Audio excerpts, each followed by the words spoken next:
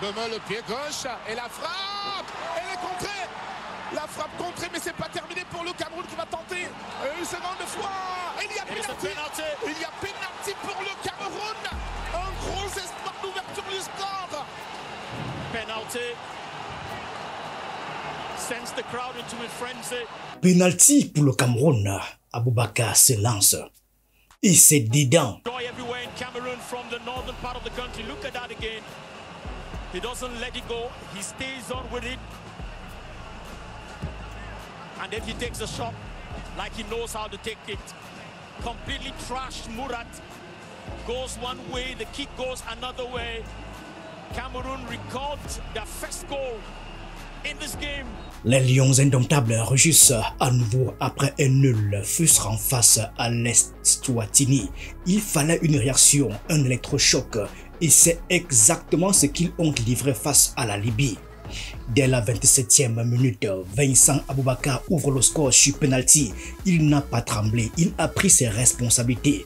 Patron, comme toujours, mais les Lions ne comptaient pas s'arrêter là. Cette victoire, c'est 2 buts pour le Cameroun, on peut revoir ici. Regardez ce qu'il va faire, une accélération. Et puis la feinte, il revient sur le pied gauche et il enchaîne la frappe pour le deuxième but. Absolutely dynamic, majestic. There is no coaching against this. How do you coach against this? By His Majesty Bryan Böhme. He was born for the game. Bryan Böhme fait le break. 53e minute, il surgit comme un fauve en pleine chasse et trompe le gardien libyen. À ces moments-là, le Cameroun respire, mais pas question de se relâcher. Look at that again, my friend. Un amorti. Bryan Böhme. Et puis une conduite de balle et ce retrait qui vient trouver le plat du pied de Vincent Aboubakar. Doublé, 2 buts, 3 buts à 0. Le Cameroun qui prend donc une bonne longueur d'avance là. 3 buts à 0, le Cameroun avait déjà battu sur ce score.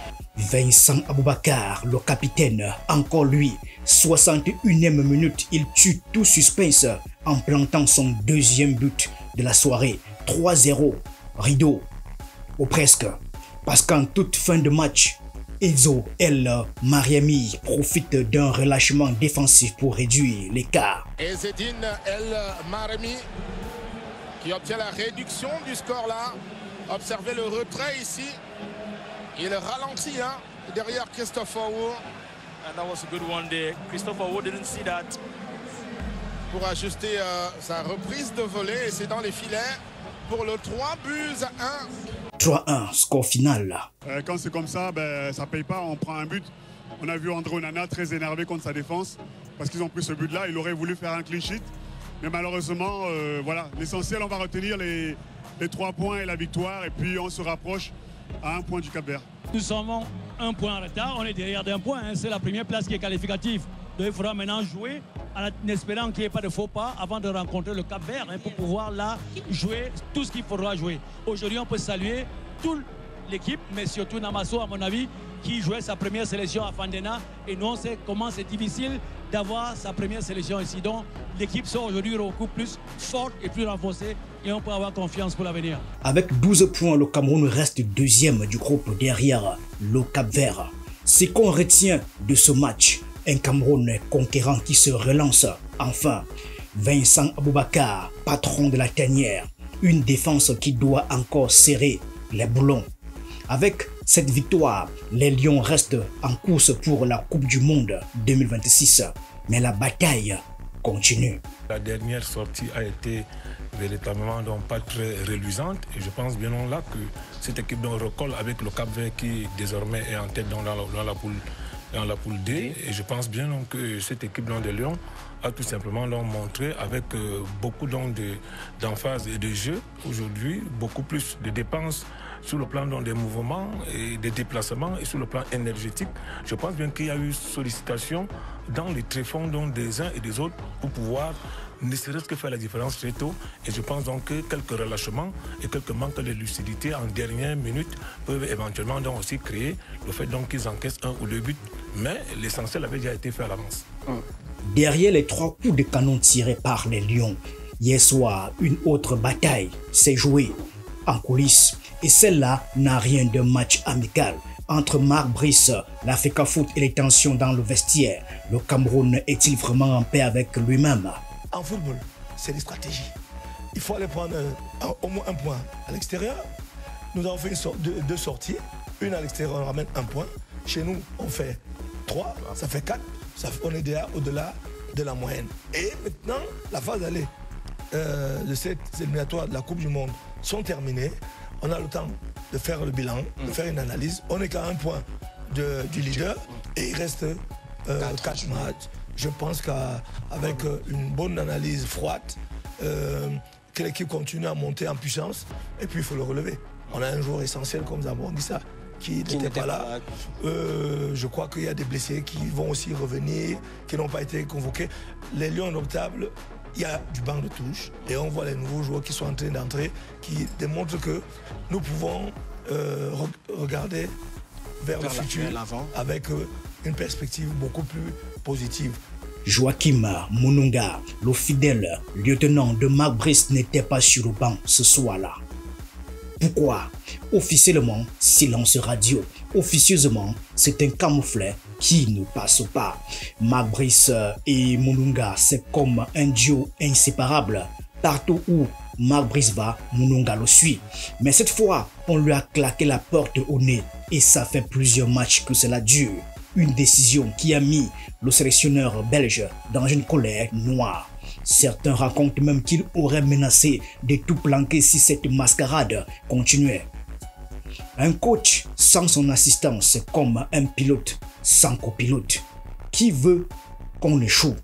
Voilà la question que beaucoup se posent dans la tanière. Et même des experts d'ailleurs. Et au sommet de cette guerre froide, un nom revient sans cesse. Samuel Eto'o, l'homme fort de l'Africafoot, c'est lui qui a juré de redonner sa grandeur au football camerounais. Est-il en train de fragiliser sa propre équipe? Ce n'est pas un secret pour personne. La nomination de Marc Brice n'a jamais fait l'unanimité à l'Africafoot. Ce choix est venu d'en haut, passant directement par le ministère des Sports. Une décision imposée et visiblement, certains n'ont pas digéré. Alors, est-ce une manœuvre pour pousser Marc Brice à bout? Veut-on lui faire comprendre qu'il n'a pas le plein pouvoir sur son staff? Une chose est sûre, dans ce climat, l'équipe nationale du Cameroun avance sur un terrain miné. Et les joueurs dans tout ça alors? Face à ce tumulte, les Lions, eux, tentent de rester concentrés. Mais comment jouer l'esprit tranquille quand les murs du vestiaire tremblent sous les tensions? Les joueurs murmurent leur agacement. On veut juste jouer au foot. Pas être pris dans ces guéguerres de bureau, lâchent-ils lors d'une déclaration à la presse à la veille de ce match important. Mais hier soir, malgré tout, ils ont répondu sur le terrain. 3 buts pour 3 points, mais un vestiaire encore en chantier. Alors, victoire ou simple répit avant une nouvelle tempête? Le Cameroun a fait du Cameroun, la Libye a fait la Libye, et puis le Cameroun s'en est en sorti. Mais quand même, cette victoire, malgré qu'elle soit une victoire, je reste quand même un peu très dubitatif face à la progression. Pourquoi? Parce qu'on a laissé filer quelqu'un devant le Cameroun, à savoir Cabo Verde. Et là, ça risque d'être extrêmement compliqué pour le Cameroun d'arracher cette première place. Bon, tout est faisable, nous sommes en football, on croit encore au Lion et on pense que on pourra aller faire le break. Dites-nous en commentaire, que pensez-vous de cette affaire Mununga? Samuel Eto'o est-il en train de fragiliser les Lions ou de les renforcer? Marc Brice peut-il vraiment imposer son autorité? Et quel rôle joue Narcisse Mouele Kombi dans cette affaire? Le débat est lancé.